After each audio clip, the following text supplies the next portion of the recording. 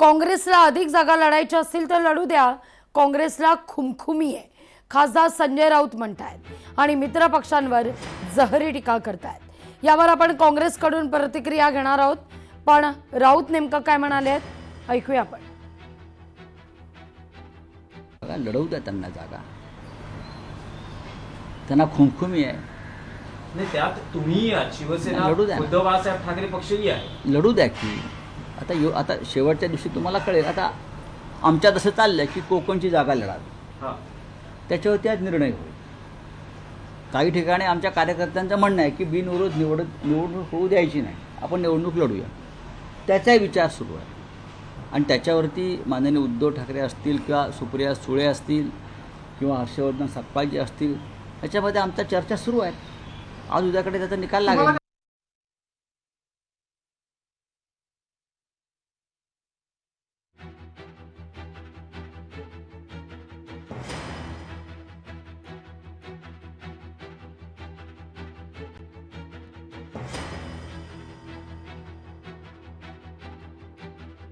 यांची मित्र पक्षावर ही जहरी टीका आहे।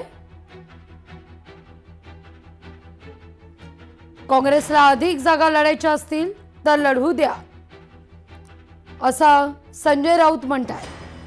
काँग्रेसला खुमखुमी आहे असं म्हणत राऊतांनी मित्र पक्षावर टीका केलेली आहे।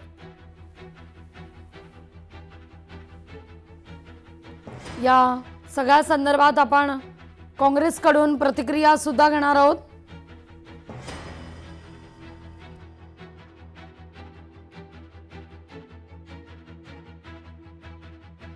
संजय राऊत यांची काँग्रेसवर ही टीका। विधान परिषद निवडणुकांवरून आता मवियामध्ये देखील खडाजंगी पाहायला मिळतीये। या सगळ्याविषयी बोलण्याकरता काँग्रेसचे मुख्य प्रवक्ते अतुल लोंढेजी आपल्यासोबत जोडले गेलेले आहेत। अतुलजी नमस्कार, काय म्हणतायत संजय राऊत? काँग्रेसला अधिक जागा लढायच्या तर लढू द्या, त्यांना फार खुमखुमी आहे। नाही, असं आहे की या गोष्टी कोऑर्डिनेशन कमिटी मधल्या आहे। या गोष्टी जेव्हा नेत्यांमध्ये चर्चा होत असते त्यावेळेसच्या आहे। आपण आता बघितलं असेल की आंदोलन झाल्यानंतर शिवसेनेचे नेते सुद्धा आणि काँग्रेसचे प्रदेशाध्यक्ष सन्माननीय हर्षवर्धन सपकाळ साहेब यांच्यासोबत सन्माननीय अंबादास दानवेजी होते, आपले नार्वेकरजी होते। या सगळ्या मीटिंग चालू आहे। अनेक जेव्हा इंट्रा पार्टी मीटिंग्स होतात त्याच्यामध्ये मला कधी संजय राऊत दिसले नाहीत। त्यामुळे त्यांनी केलेल्या वक्तव्याचं किती आपण गांभीर्यानं घ्यावं हाही एक प्रश्न आहे। जेव्हा जेव्हा महत्वाच्या मीटिंग्स होतात तेव्हा मला ते कधी दिसले नाही। आता मवियाची वायबी चव्हाण सेंटरमध्ये नेमक्या या सगळ्या मुद्द्यावर समन्वय संदर्भात बैठक होत असताना राऊतांनी हे केलेलं वक्तव्य काही तास आधी याचे निश्चितच पडसाद उमटू शकतात। नाही, असं आहे की त्या बैठकीमध्ये जे लोक होते, जे नेते लोकमंडळी होती, त्यांचं जर काही स्टेटमेंट आलं तर मग त्याच्यावर आपल्याला बोलता येईल किंवा भाष्य करता येईल। अतुलजी, पण वारंवार असं नेमकं काय होतं? मग तो मुद्दा यापूर्वी झालेल्या परिषदेच्या निवडणुकीचा असू दे, पोटनिवडणुकीचा असू दे, एकत्र असून सुद्धा मवियामध्ये ठाकरेंची शिवसेना आणि काँग्रेस यांच्यामध्ये बरेचदा वैचारिक वाद बघायला मिळतो। मग कसं काय एकसंध राहणार, एकी साधणार? काँग्रेसच्या नेत्याचं एक स्टेटमेंट दाखवा। जे काही बोलले ते संजय राऊत साहेब बोलले आहेत। अगदी काँग्रेसच्या एकही नेत्याने कधी बोलले नाही। आमचं जे आहे ते इंटरनल बैठकीमध्ये जी काही चर्चा व्हायची असते ती होत असते।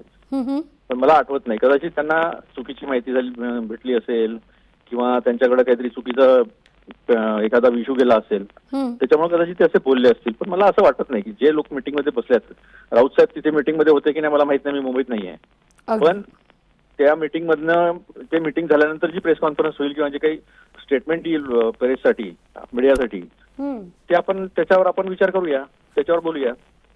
अगदी अगदी अतुलजी, खूप खूप धन्यवाद आमच्याशी संवाद साधलात त्याबद्दल। या सगळ्याविषयी बोलण्याकरता विजय वडेट्टीवार आपल्यासोबत काँग्रेसचे जोडले गेलेले आहेत। वडेट्टीवारजी नमस्कार, काय म्हणतायत राऊत? राऊत म्हणतायत काँग्रेसला परिषदेत अधिक जागा लढायच्या आहेत तर लढू द्या। वडेट्टीवारांशी पुन्हा एकदा आपण संपर्क साधण्याचा प्रयत्न करूया। या ठिकाणी मवियाची काही वेळापूर्वी आता बैठक देखील काही मिनिटात सुरू होतीये. 12 वाजताची ही बैठक आहे. पण त्यापूर्वी खासदार संजय राऊत यांनी केलेलं हे वक्तव्य, ज्या वक्तव्याचे दूरगामी परिणाम या मवियावर होण्याची शक्यता नाकारता येत नाहीये. मग पोटनिवडणूक असू दे किंवा परिषदेच्या निवडणुका, बऱ्याचदा जर आपण पाहिलं तर ठाकरेंची शिवसेना आणि काँग्रेसमध्ये वितुष्ट असल्याचं पाहायला मिळतं. वेगवेगळे मतभेद या ठिकाणी दिसून येतात. अशा अनुषंगानं राऊतांनी हे केलेलं वक्तव्य काँग्रेस समन्वय समितीच्या या बैठकीमध्ये या वक्तव्याला उद्देशून नेमका कसा पलटवार करणार हे देखील पाहणं महत्त्वाचं असेल.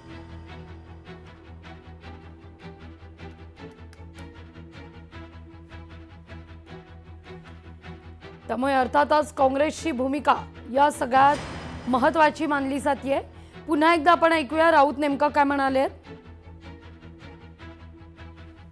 बघा, लढवू द्या त्यांना जागा,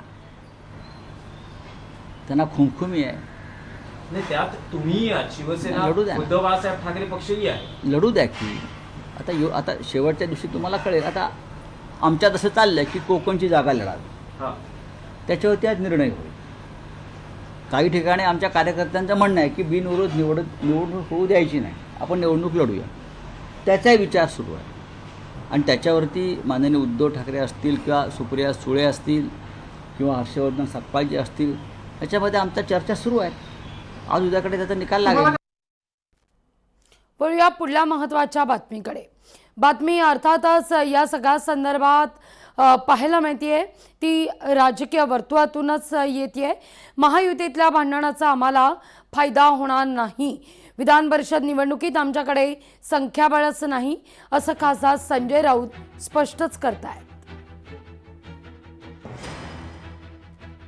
स्ट्रॅटेजी असण्यासाठी तेवढं मतदान असावं लागतं ना लोकप्रतिनिधींचं.